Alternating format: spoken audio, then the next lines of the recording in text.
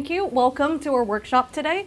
To our talk on how we're going to be leveraging data and design to drive growth in our strategies.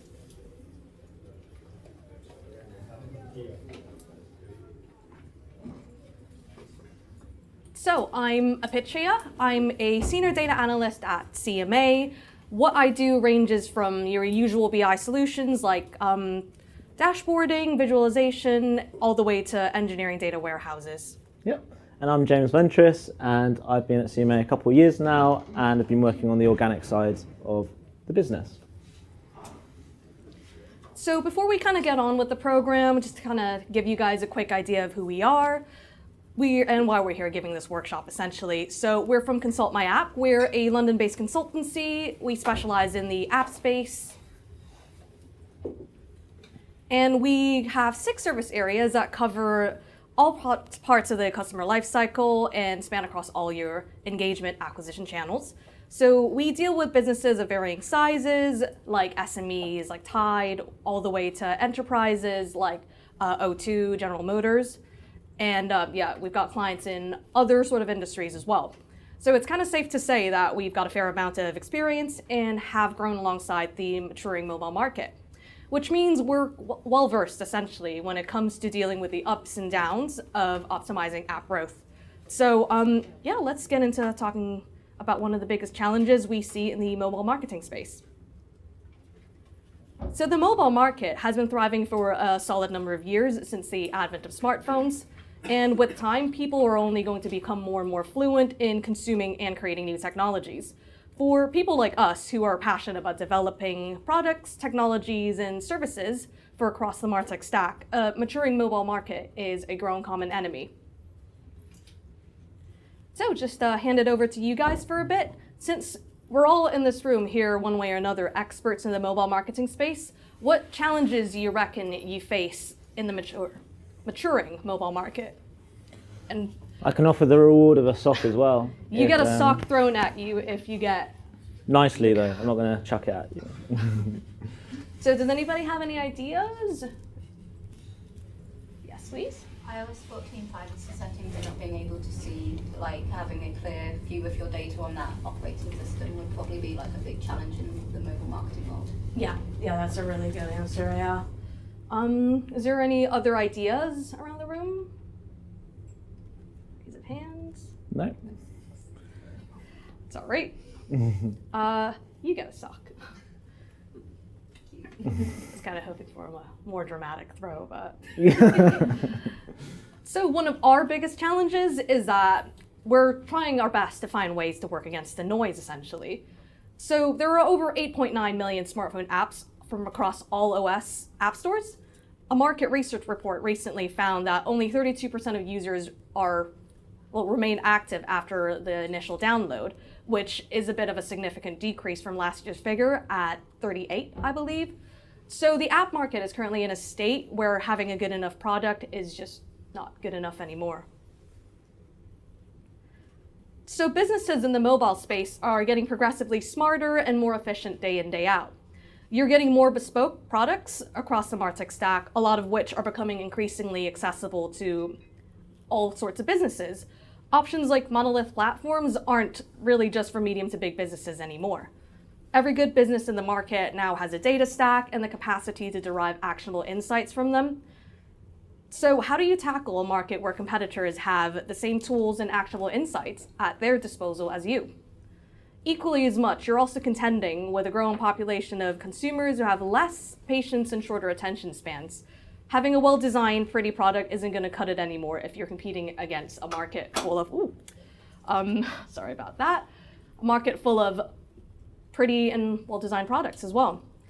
As creative careers become more accessible in the mobile space, businesses have more and more creative resources at their disposal. So you're competing against an ever-growing pool of eye-catching products.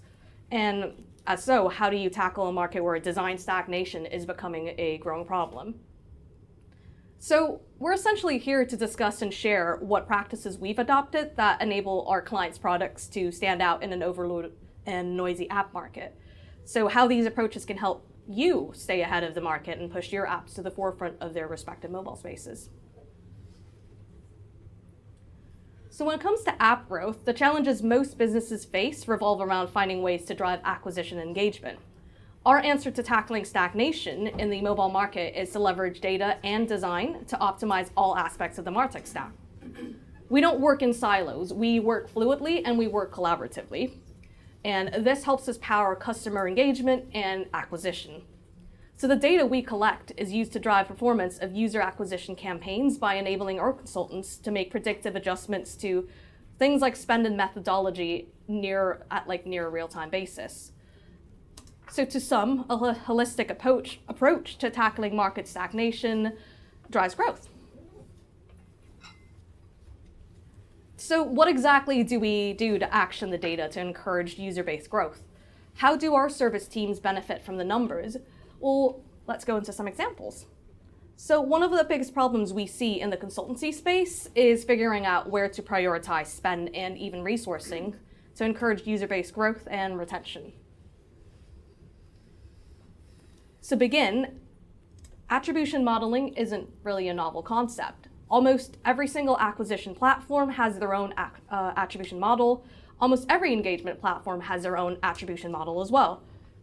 However convenient that may be, platform-specific attribution models are just a smaller piece of the bigger picture. So platform-specific attribution models show data relevant to the work of one specific team, but what happens when you're in a situation where you've got an app that is running active acquisition and engagement campaigns at the same time?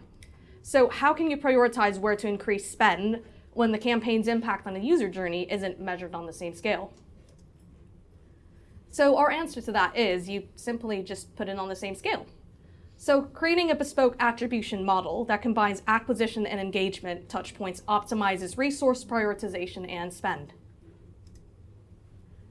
So this is an example of something we would implement as a solution for clients, where essentially if you know what campaigns are bringing in more customers, you know where in the business to put more resources into.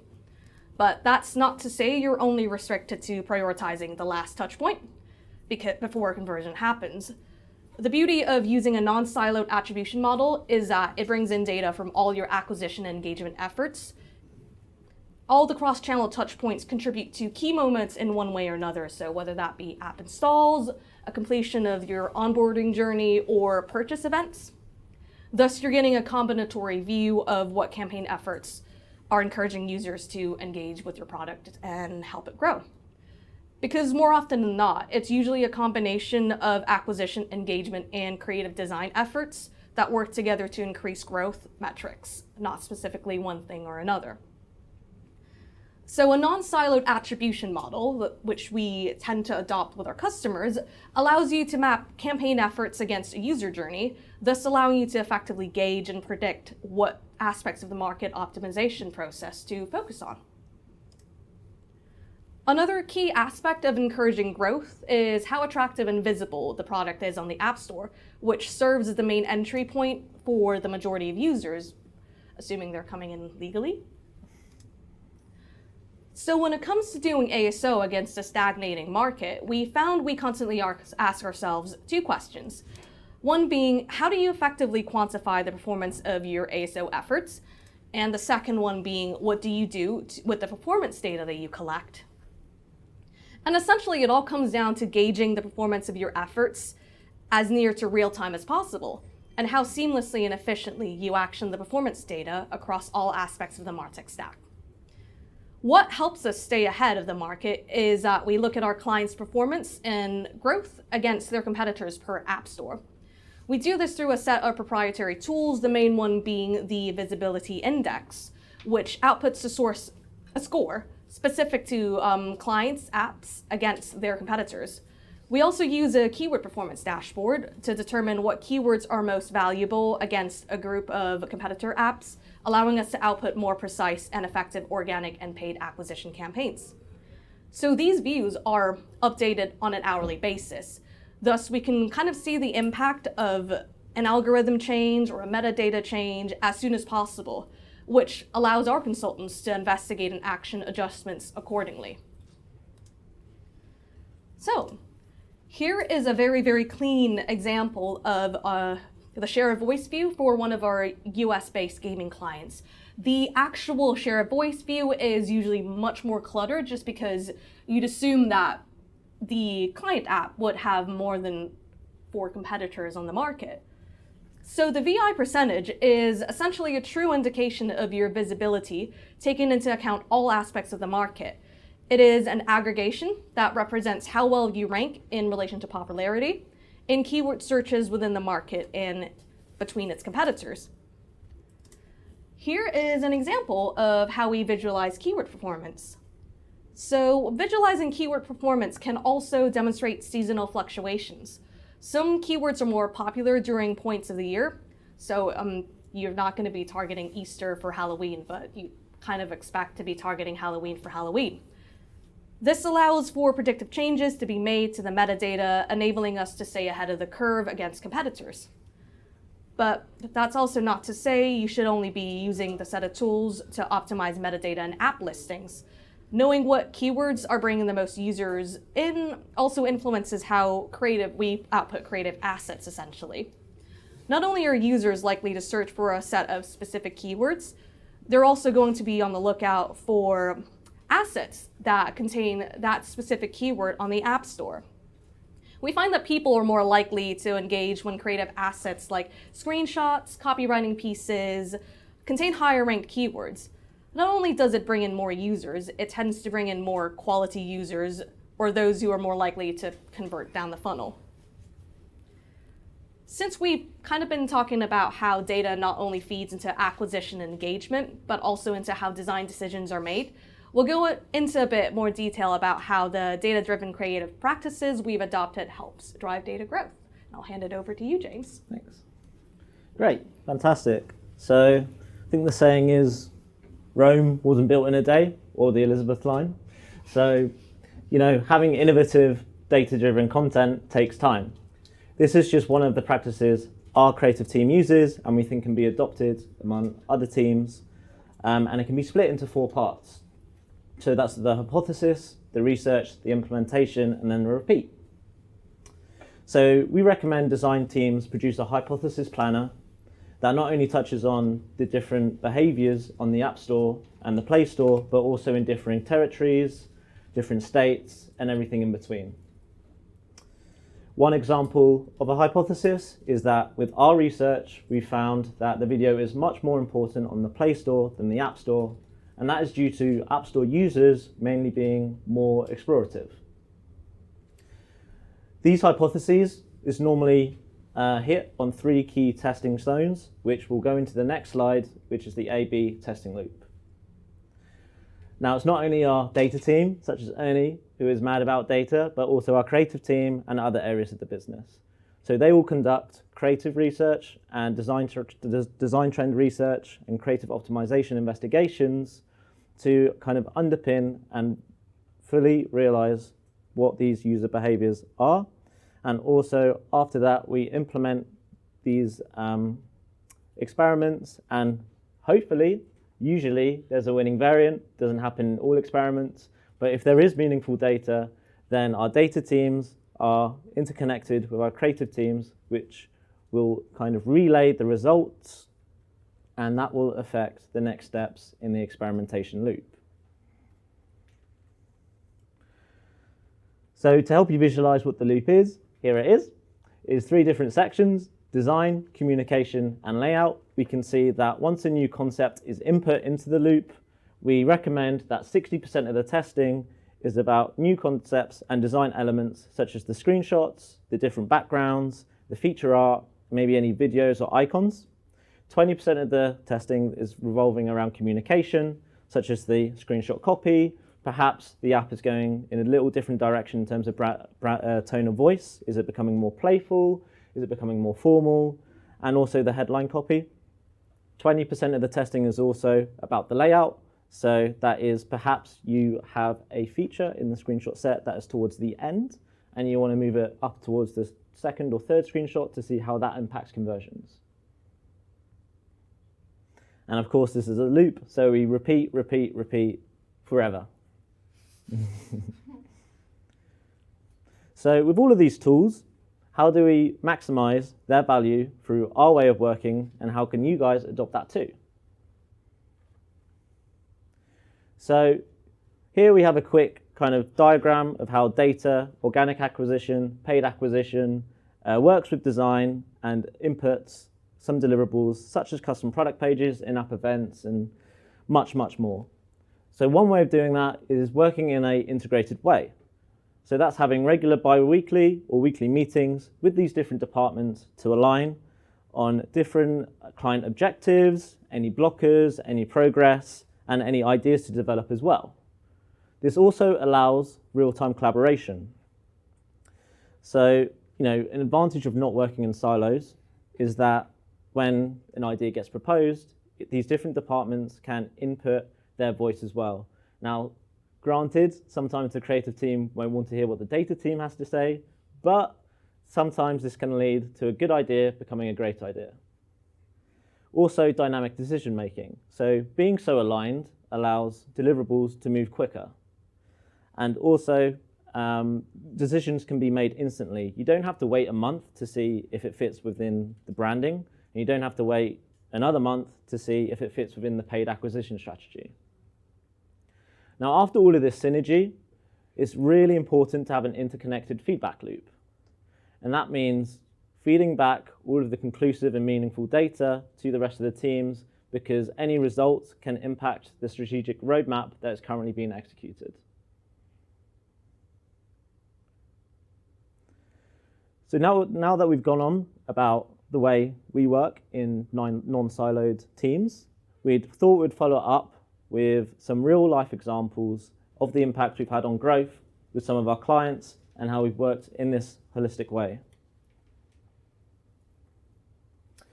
So our first example is, I'm not sure if anyone has heard this app, but Aesthetic Kit. It effectively allows you to customize your wallpaper, your icon, your widget, and it is primarily on iPhone and iPad users. So the first example we'll be looking at is regarding a custom product page. So here we're looking at the default screenshot set.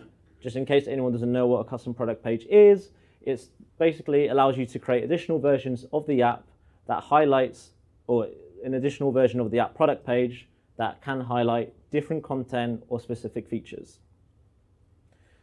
So yeah, here's the screenshot set.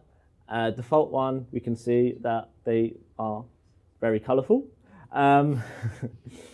So we can see that one way our data team kind of worked in unison with our other teams and produced a product page, which I'll show you in a sec, is that they researched what the 3 or 4 most popular styles or aesthetics were on the app with users and communicated this to the other teams. On top of that, they investigated historic keyword trends, so our teams knew what sort of terms to include when it came to the custom product pages and the promo text, and so forth. So here is the seasonal custom product page set. It's a New Year CPP, and also another way our ASO and creative team worked together was they researched what the trends were, and we took what the competitors were doing, how can we use that to our advantage, and applied it to our own practices, such as UI pop-outs, which you see on the 3rd and 4th screenshot, and also using different fonts at the top of the set. We were also able to utilize their asset library to create this captivating CPP, and the creative team, to their credit, were able to take all of this information from data and acquisition and apply it to their creative practice. As we can see, this had a huge impact on conversions with a 40% increase versus their standard screenshot set. So the next example we're going to talk about is an education app that helps students offers students personalized support as they go through university, from homework to exams. So we're going to be looking at an organic screenshot set. So this is their default screenshots. We can see that there's 7 on there. For any dog lovers out there, we have a student walking their dog, perhaps to be a bit more playful with the users. And then they've got some icons at the top of the screenshots, and notice their use of fonts.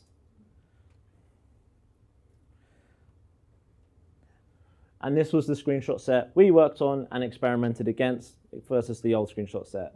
Now, can anyone see any initial differences from this screenshot set to the previous one? Yeah, the colors. Yeah, so here we have the old ones and the ones that in the end led to a 27% uplift. So we saw that a clean and bright orange background captivated the users, especially against the white of storefronts, and the addition of illustrations, not just on the first screenshot, but littered kind of throughout or sprinkled on throughout the set, also contributed to this increase.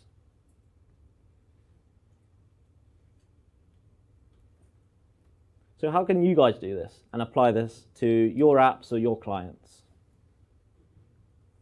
So firstly, the use of UI pop-outs, as we saw in the previous two examples, we definitely see that as a big mobile trend, not only in last year, but in this year as well. And it does grab the user's attention. The use of illustrations, and not only the use of illustrations, but being playful with them. So although, the student walking its dog wasn't a bad illustration, to students celebrating their results does help, reinforce or have a positive connotation on students who are looking for support whilst they're at university or secondary school. So yeah, utilizing bold backgrounds is optimal and sticking out against the UI of the stores. And then when it comes to brand identity, sticking to the brand colors and the brand identity helps add trust and confidence the user has within the Apple brand. This bolsters the entire brand identity, and so when the user sees certain colors, they might associate it with that Apple brand. You can use secondary background colors or brand colors, although this might mean you have to lean on other brand assets to make sure the screenshot set and the app listing is still identifiable with the user. And also showing off all your features. I'm sure we have seen on many times where clients only have 4 or 5 screenshots out of the available 8 or 10. And why not utilize all of them? Show off all of your features, and it entices the user to download the app. But also have a narrative or story when it comes to utilizing these features, as it will tease the user to scroll to the end of the screenshot set, as demonstrated in the testing loop I showed earlier. So, to kind of sum everything up, using data to inform decision-making across teams enables responsive and predictive optimizations to your acquisition and engagement efforts. By working in a seamless team, you can leverage real-time data and make an instant impact that allows you guys to be agile. Also, a collaboration between data and design, whilst utilizing some of the modern creative practices, drives conversions and improves acquisition. Market stagnation is a growing common enemy, but as experts in the mobile space, we can grow beyond it by being smart about how and where we use our data. So, does anybody have any questions? Yeah. If that's what works, did you find anything that really didn't work in your device against?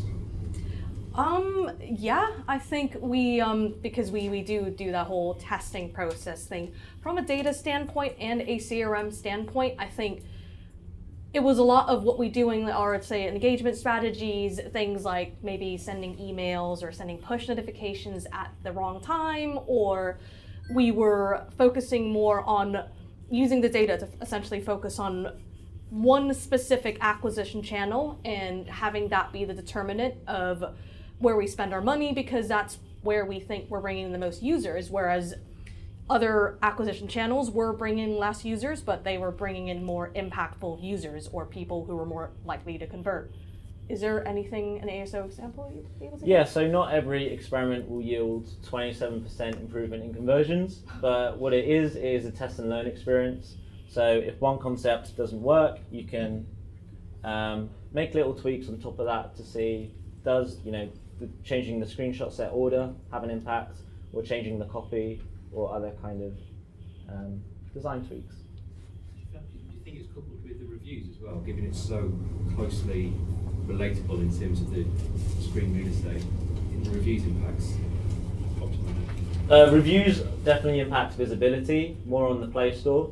And then also you've got that highlighted reviews. So ideally, if there are 3 5-star highlighted reviews versus 3 1-star highlighted reviews, that can impact conversions. So where to place the rating prompt is very important to kind of drive not only the rating, but also to drive positive ratings and reviews that will hopefully stick on that highlighted section.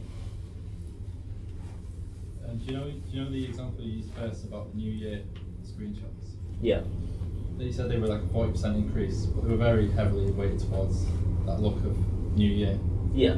Would the idea after that, when New Year's passed, to stick with those? So to change it up again? So it would be, this New Year's example is seasonal, so it would probably be applied, just in this specific case, till probably the end of January. And then, as spring comes about, we'd be looking to maybe get some Easter bunnies in there, or some elements of spring. And but it's not just about seasonality, it's about testing, what features as well in CPPs and campaigns you can kind of target, what is the most important feature for your app. Is it the look of an aesthetic? Is it, if you're a betting app, is it football? Is it rugby? Just kind of identifying what you want to target. I think Taking it's those seasonal elements aside, you just kind of stick, given it was a 40% increase, would you stuck with In this case, of that design? In this case, we would, and then we would kind of analyze to see if it was continuing to bring in, a higher level of conversions. But alongside the CPPs, we are doing organic testing as well. So you'd kind of have both running in unison. I think it's also worth noting that when responding to these fluctuations in keywords and designs that are seasonal, it doesn't have to just be seasonal. So you can't necessarily predict beyond big events like football games or seasons or festivals what keywords are going to be popular, but we've got real-time data essentially. We've got hourly real-time data on keyword performance. So you're not necessarily predicting what keywords are going to be popular, but you can kind of see the market trend towards specific keywords that may be in response to real-time events, and you could kind of adapt your creatives to fit that, because people would be hopefully going out looking at all these apps, and if they see a creative that kind of fits into their narrative, they'll probably be likely to go for that. Is there any more questions? Still on the CPP, where were they used in that example for that impact? ASA. Okay. Did you ever think about using them across any, because they're available now on paid social for Facebook, so that's definitely something that would they look into, or do you have any advice? So we have experimented with CPPs on Facebook. I would say that as an ASO lead, I might not do it justice. So talk to our head of paid acquisition, Deborah, who's sitting in the audience. So, conscious of time.